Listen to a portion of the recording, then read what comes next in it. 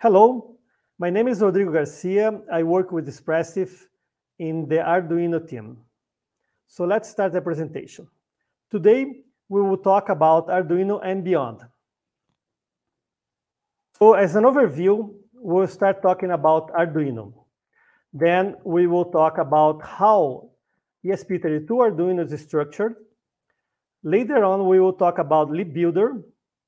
And then finally, we will close with the Arduino's component topic. As an overview, I can say that Arduino was created in 2005 in the university in Italy, in the Institute of Design. And this project was made for non-programmer people. So basically people who deal with art, maybe design, and they wanted to use physical computing at the time. But they were not programmers, so they had no idea how to do that, how to deal with hardware, software. And the project was targeted for these people.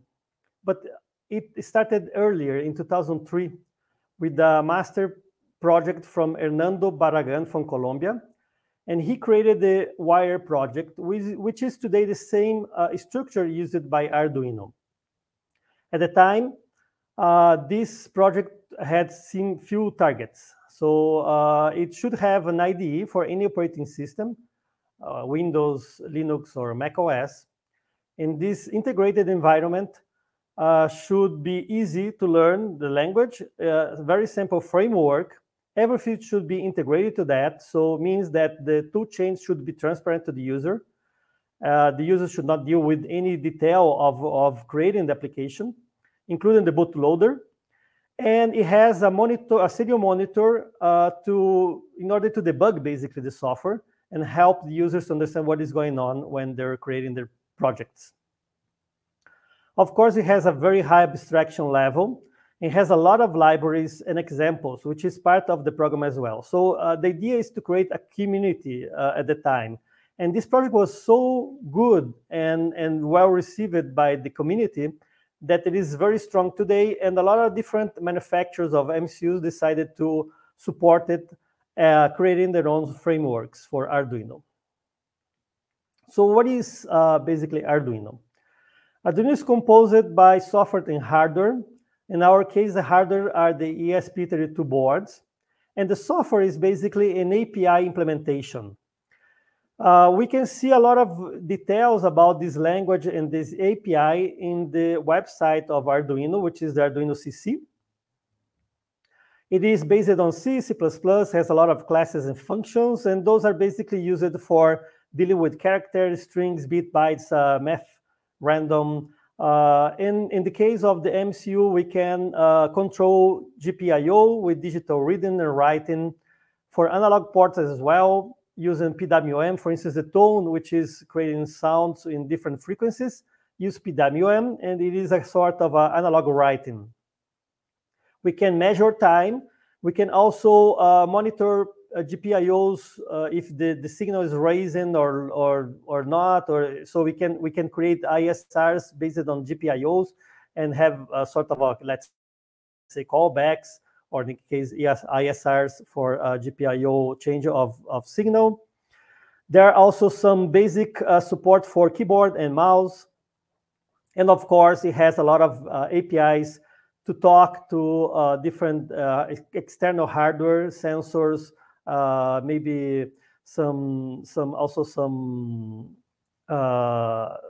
TFTs based on SPI or I2C, which is called wire in the case of Arduino, serial ports, and there is an abstraction called Stream API, which connects everything together, meaning that, for instance, if I want to read a string from a UART port, I can use a Stream API to make the data coming from the UART going to a string or any kind of other data, reading specific data types.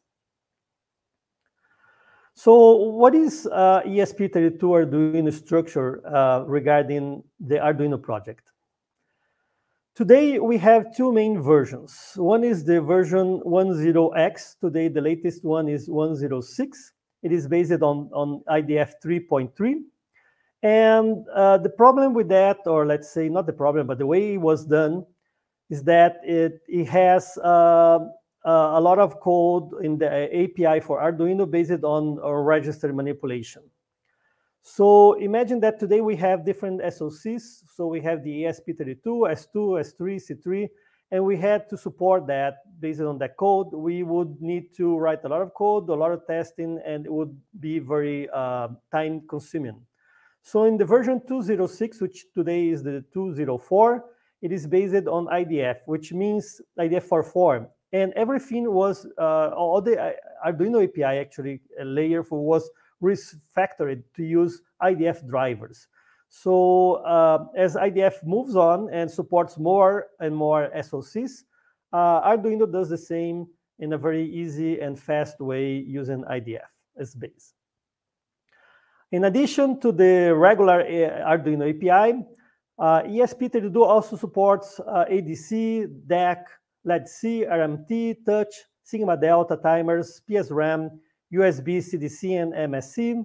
Also, we have a number of libraries that support in the framework, I2S, SD cards, Ethernet, Wi-Fi, Bluetooth, Classic and BLE, OTA, file systems, different ones, protocols, HTTP, clients and servers, MDNS, DNS service itself for IP addressing, and Rainmaker, which is a project from Arduino, from ESP, from Espressif. Well, we support different SoCs. So today in the version 1.06, we only support ESP32. For the other 2.04, we support ESP32, the S2, C3, and S3 as well. And the layers are like that.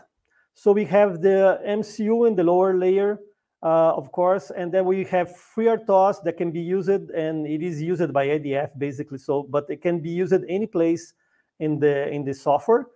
We have the ESP IDF and HAL talking to the MCU itself. And the Arduino layer is split into two different layers, an upper and lower one. The lower one talks to the HAL level and IDF as well. And the upper one is the Arduino API itself, which is used by the Arduino sketches and Arduino libraries as well. So the sketches can use libraries, and the libraries use the Arduino API as well as the sketches in Arduino.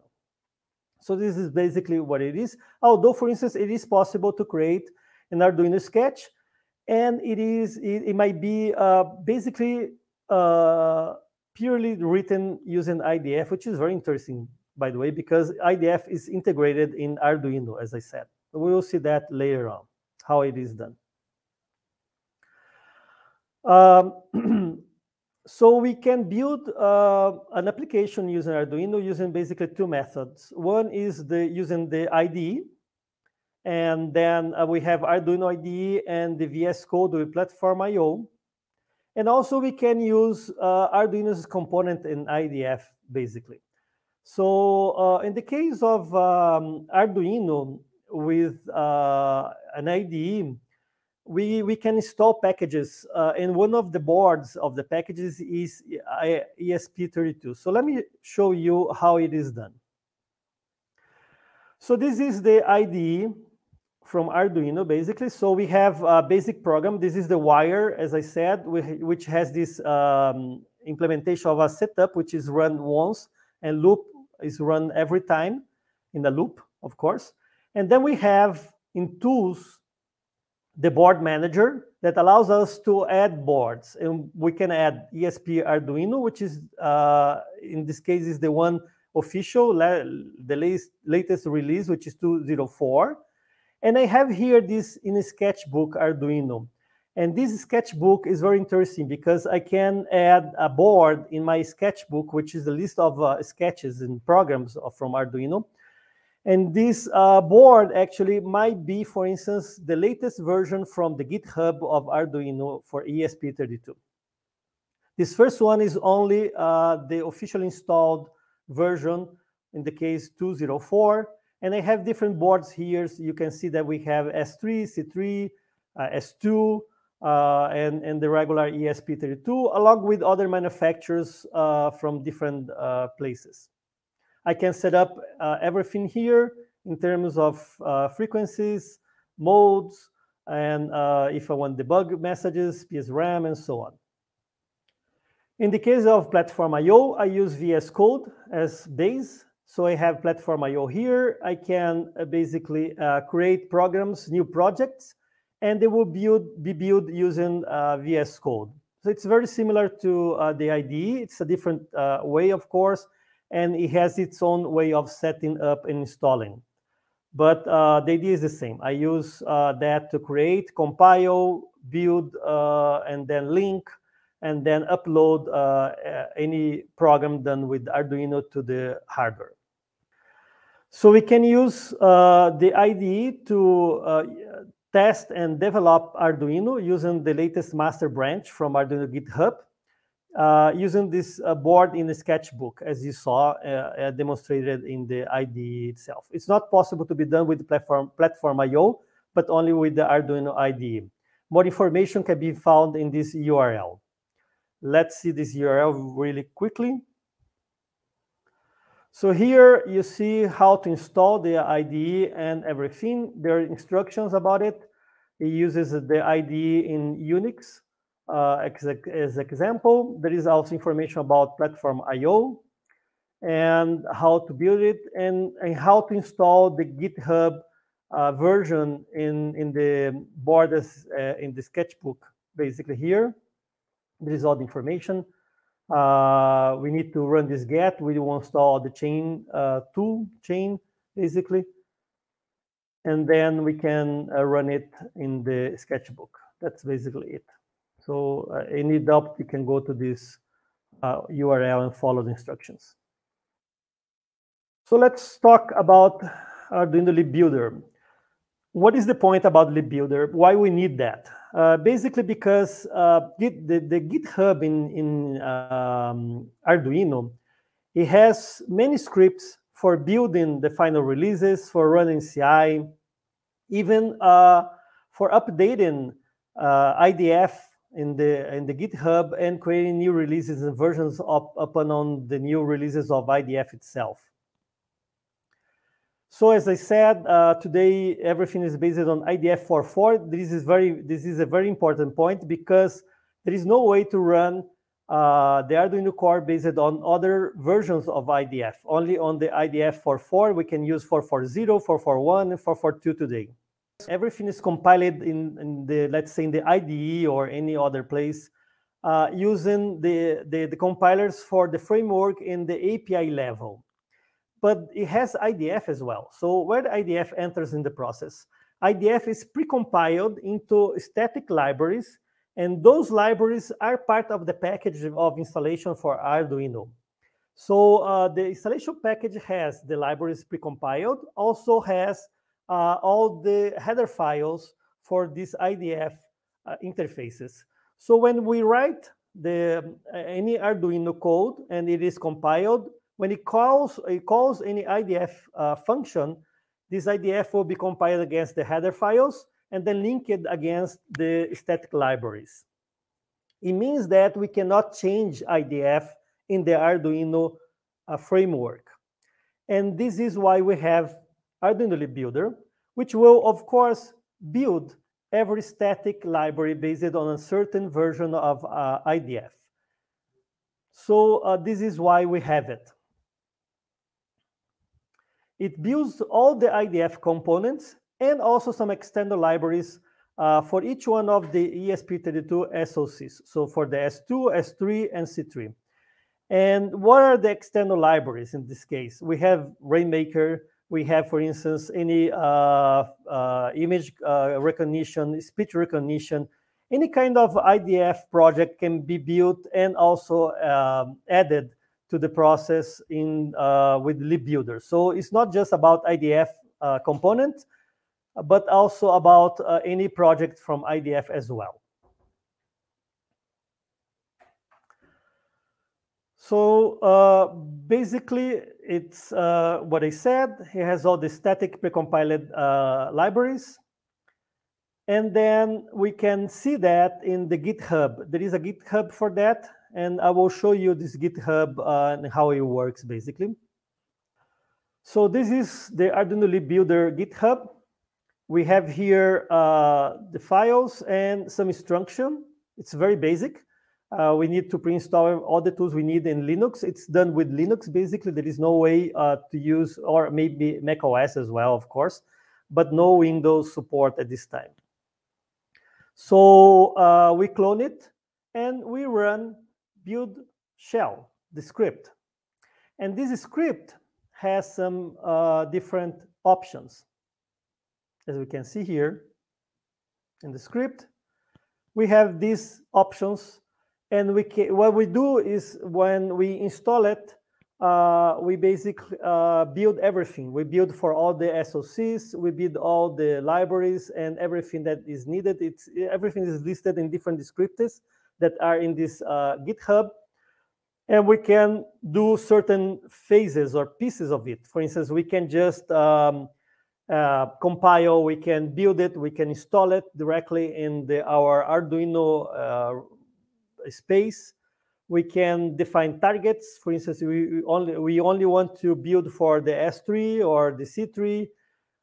We can deploy it directly. We have different options here in this script, and we can do whatever we need. So let me show you how it is done in Windows. In the case, there is a way, and this way is basically using Ubuntu in the WSL of Windows.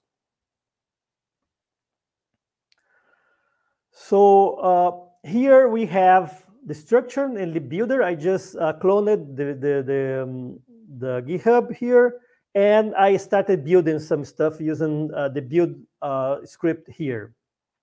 So when the build script runs, it downloads components. So if I go to components and list it, components, we'll see the different components here: Rainmaker, speech recognition, camera, little FS, graphics, and so on, including Arduino as a component here. So it is a sort of application, by the way. Everything is built, and we see the results in the out folder. So in out, we have this structure, and this is what has been created by Lib Builder. And if we go to the SDK, we'll see ESP32, because I didn't build it for the other SOCs, but we'll have everything listed here, which is very similar to the structure we have in the Arduino installation itself. So this is replaced directly in the Arduino installation, and we have everything there. You'll see I'll show that in the folder here. So this is the folder installation for Arduino. Basically, what Lib Builder will do, will create this space here for SDK. And we have here all the different chips. And each chip will have its own SDK config, and the libraries will be right here. You see all the precompiled libraries here. This is done by Lib Builder. Everything here, all the components and all the different projects such as speech recognition and so on. Everything here. And then if we go to the include, we'll see everything related to the components of IDF, which is included in the Arduino project itself. It's pretty easy, straightforward. So Lib Builder is used to build Arduino itself, all the project, and the layers for IDF here, which are precompiled, as I said. So as I said, Lib Builder is used to build libraries, static libraries, and create the layer and the package of installation for Arduino, ESP32 Arduino, basically. So who uses that? Us, developers of the project, and also some developers of a specific project, such as Rainmaker. They need to test that against Arduino, so they use Lib Builder for that. It is one way of testing and making sure that all the project will be correctly created based on Lib Builder, and will run correctly with the package of installation for ESP32 Arduino. But there is another way, and this way is basically Arduino's component, in the case using IDF44. So one interesting thing about the GitHub for Arduino in ESP32 is that it is already configured to be an IDF component. So it has all the necessary files, such as the CMake list and also the kconfig file in order to use makeconfig, the config menu actually. So it is a native IDF component of IDF project. It is very easy to be used. So we can find more information how to install it here. But I have created a different way of doing that, and I will describe it and demonstrate it in a few minutes. So let's see this website. So this is the website for installing Arduino's component here. And basically it has some instructions. I will present a different way of doing that, maybe a faster way and with less errors. And when we do that, we can create in the component in our project directly a sketch like that, for instance, which basically just prints loop every second and run it in IDF directly. It's very interesting. I'll show you how to do that. And that's a very good way because I can again change IDF setup here, also modify my application, my version of Arduino. If I want to, I can just go directly to the different layers of Arduino API and change it the way I want.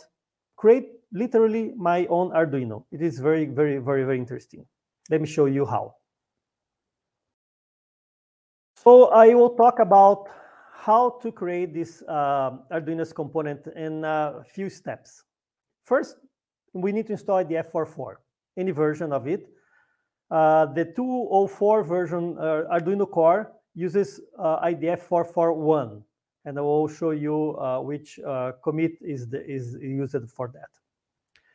We then create a project.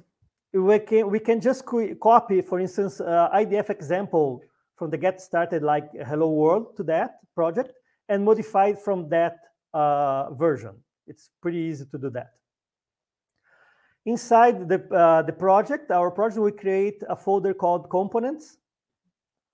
And then we go to that folder. We clone GitHub as folder Arduino there. And basically, we will then use it there. Then we will have our project component Arduino from GitHub. Then we go to the Arduino, we check out the desired Arduino Core commit. In the case of 2.04 Arduino Core, we check out the branch C93BF11, and I will show how to see that, how to find that information. And then we can just copy the SDK config from Arduino for our specific target SoC in the project folder, which makes everything easier because with that we can use Wi-Fi, Bluetooth, everything there. We don't need to go in the menu config and configure one by one. We just go directly that and use the default SDK config from Arduino. We also copy the main CPP project from Arduino to the project main folder, which will be executed by IDF. And then we change CMake list in the project to include the files we use in our project. We go to the menu config and turn on auto start Arduino setup and loop boot to make it run directly as an Arduino application. And finally, we build the IDF project using IDF PY. So, and then we will upload it to the hardware and run it and see the monitor most probably see run. Let me demonstrate to you how to do that. Okay, so I have here my IDF applications. So I will create some folder, and what I have here is Windows. So what I have here is just Arduino. I just have cloned Arduino here to make it faster. So using this command and making it more easy to be used. So I'm gonna create a project. So let's say it is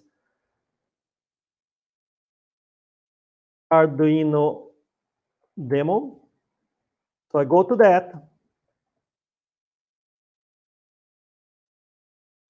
So we create the project here, and we start with that, and we will copy an IDF example directly here to make it faster. Let me show you how. So I go to the IDF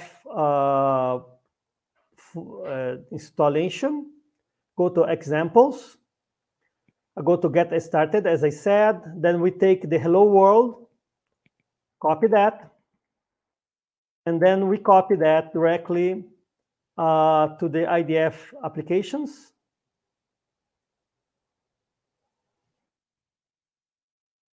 Let's get the content of it. So this is the example. It's a pure IDF example. I go to my project and copy that right here. So I have everything done here. You see that we have a main with the program. In this program, basically, is just a basic IDF application that keeps a countdown. Oops. Makes a countdown and restarts ESP. That's what it does. But we will just replace it. So let's show how to do that.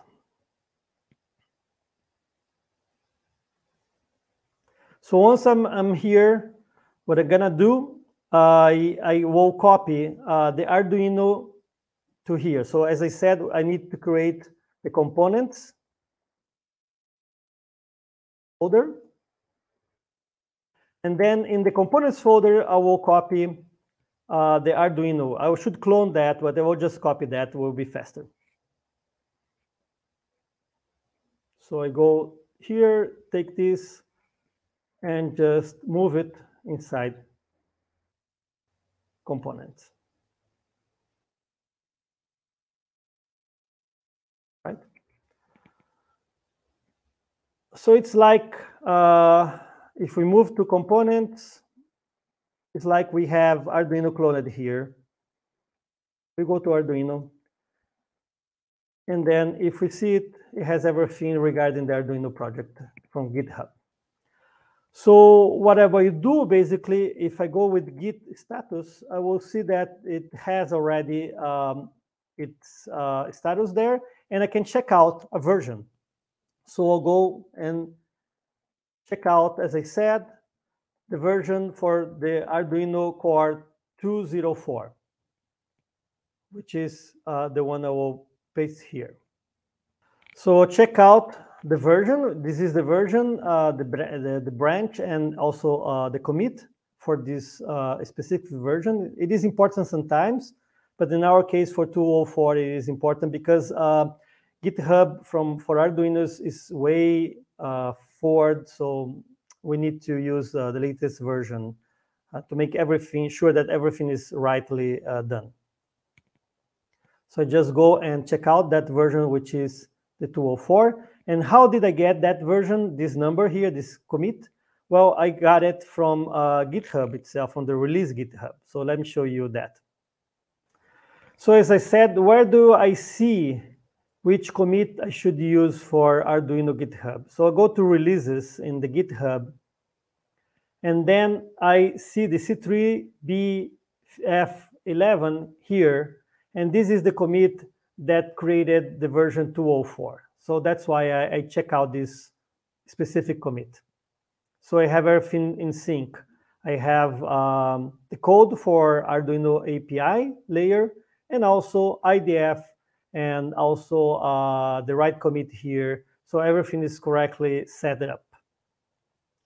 So right after that, what I have here is the right component. And what I need to do basically is get the main app done and installed, which will be run by IDF.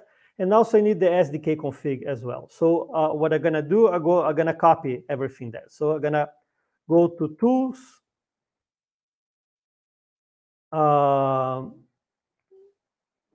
then I go to SDK,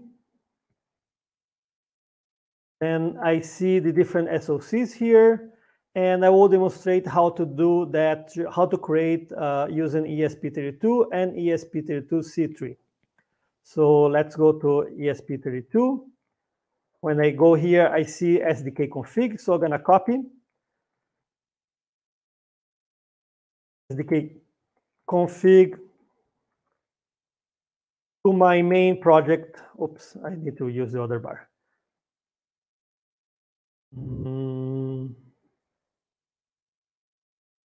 So 1, 2, 3, 4, 5. 2, 3, 4, 5, yes. And I will copy that with the name SDK config.esp32.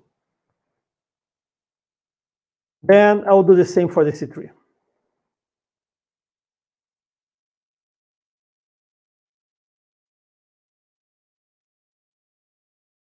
And I will call it C3. Then I will copy the main application from IDF, because Arduino is based on IDF and it has the app main there too. So I'll copy that to the project as well.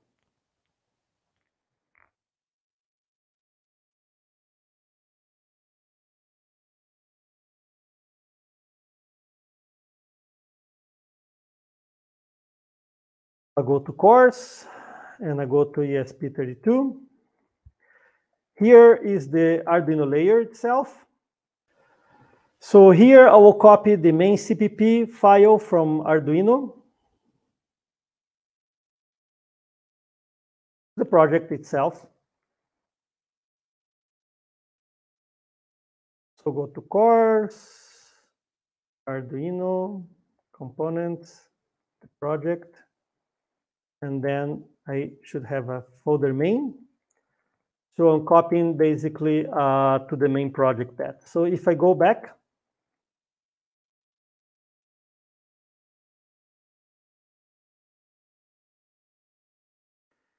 now I am in the project folder, and I see they have these two SDK configs. So I will start with the ESP32. So I just copy the SDK config, ESP32 as SDK config, which will be used for this project. And another thing I can do, I can just go and change the name of the project. So for that, I change CMake list. And I edit that. Let me show you real quick. I can change the name here and change it maybe for anything, for Arduino test, for instance, or anything like that. So just go ahead and save it. That will be the name of the project and the binary as well, binary file.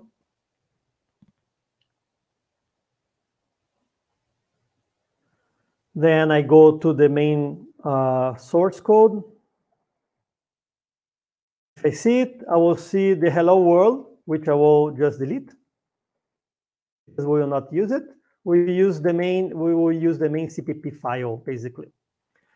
And then here, what I want to do is to edit the make file. But before that, if we look into the main CPP, as I said, it starts Arduino and runs setup and loop. So we need to create some source code for the sketch itself, which has the setup and loop code. So what we're gonna do, I will just go ahead and create this program, which is basically, for instance, sketch CPP, and I will edit that. Yes, I will create a new one. Then I will just start including Arduino, which is important in this case. Otherwise, it doesn't know how to find all the header files. Then I just go here and do a setup, create the functions for wire, which is used by Arduino. And basically what I do is to start the serial port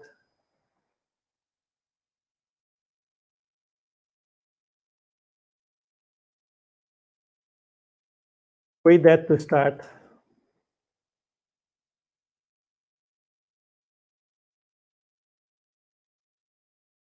And then I finally do nothing else. I just do that. And I go to the loop, which is very basic loop. And what I will do is just use the serial, the UART in this case, print something. Oop. And hold for instance, 2 seconds. So we'll see something that will just write loop, loop, loop, loop, loop every time. That's what this sketch will do. It's very basic. It's just an example. So I just save it, keep it here in case we have any error here. So as we see it here, we have two basically files. So I need to edit CMake to include those two, the main CPP and the sketch CPP. So I go and on and ahead and basically edit the CMake file, CMake list. And here we had hello world. So now we're gonna have the main CPP and also sketch CPP. Build using those two source files. Save it. And then we just close it. So here we are done. We will go to the main folder. We list it. We have the SDK config. So we can go ahead and we execute IDF menu config. So we can set up it to run Arduino here. And I will just show you how.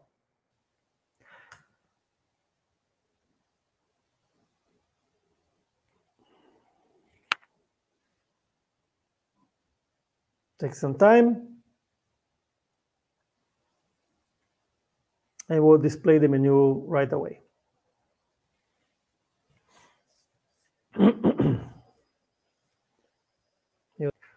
So now we are in the SDK config.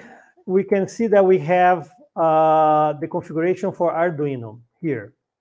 So if I enter that, what I need to do basically, I need to auto start Arduino setup and loop, which is set up here.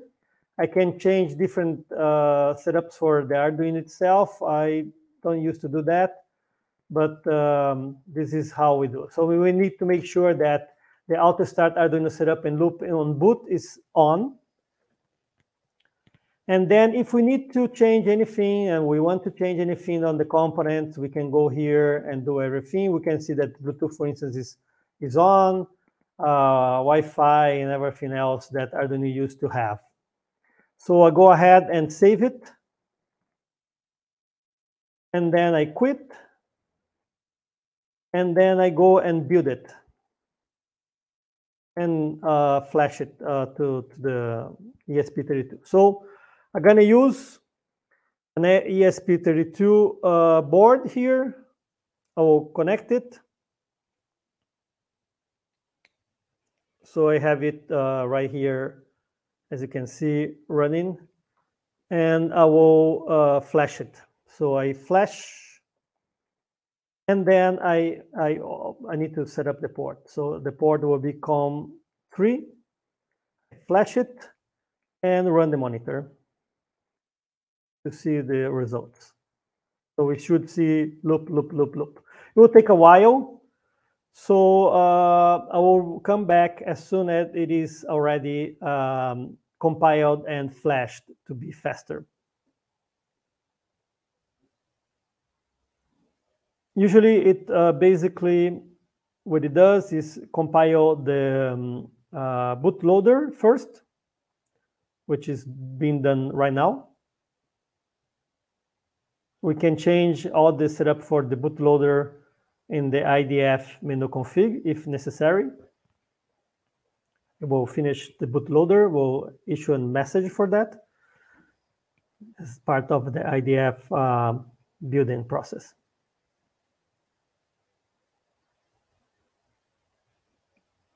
So we wait a little bit more.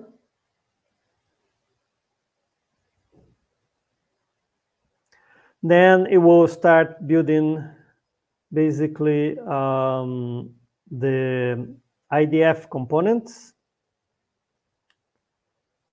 That's is done also in the process.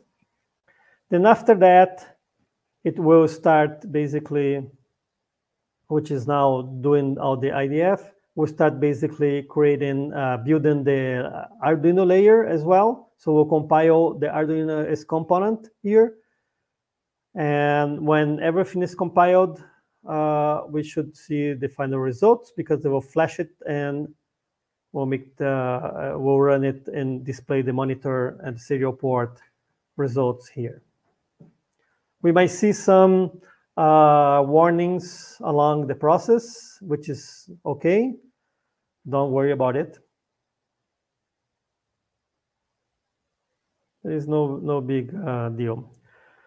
So once we compile it and we change only the sketch itself and we change the Arduino software we have and we are creating, and the build process, it will not compile the bootloader or the IDF layer again. So it will be faster. We'll see that it is possible to be done. And we'll see that it works fine, very fast. So I will show you also how we can do it for the C3 as well. So if we want to use the C3, all we need to do is to change the SDK config file and use the C3 version for that. We need to clean the whole build folder as first, of course, otherwise it will issue some errors there.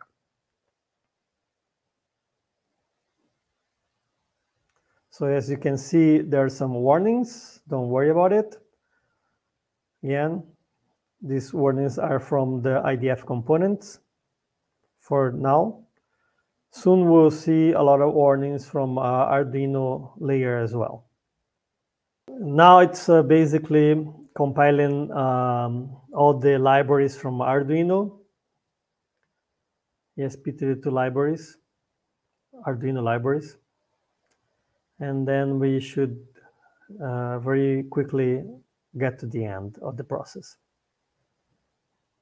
Okay, it's uploading the sketch, and we'll see very fast it running. As you can see, every 2 seconds, it prints loop, which is exactly the sketch we created before. So it's running as Arduino as a component in IDF, as you can see. Everything is fine. We can stop it. And then I will demonstrate to you that we can just change it. So if I go to the sketch itself, I can change it here to anything and rebuild it and re-upload it again. So let me show you the Wi-Fi example, very real quick here. So where are the examples? The examples are in 2 places, basically.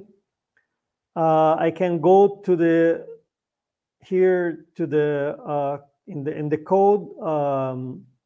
I go to libraries. Then, for instance, for Wi-Fi, I look for the Wi-Fi library here in the GitHub. Inside the library, I have examples, and I can pick any example here. So I'm gonna pick the scan example.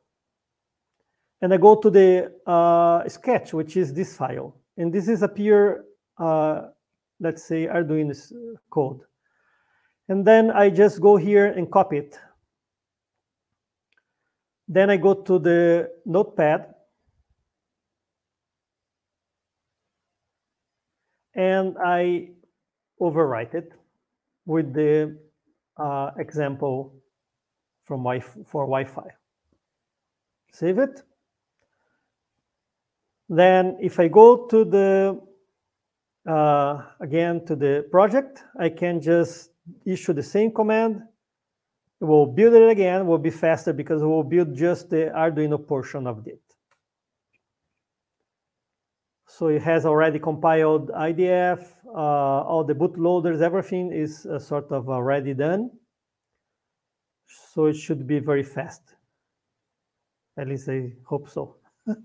Yes, it is fast. It's already uploading. And we'll run the same sketch, we just changed it. You will see that sketch running here and scanning my Wi-Fi, showing the networks around me. SSIDs basically. So those are the SSID around me.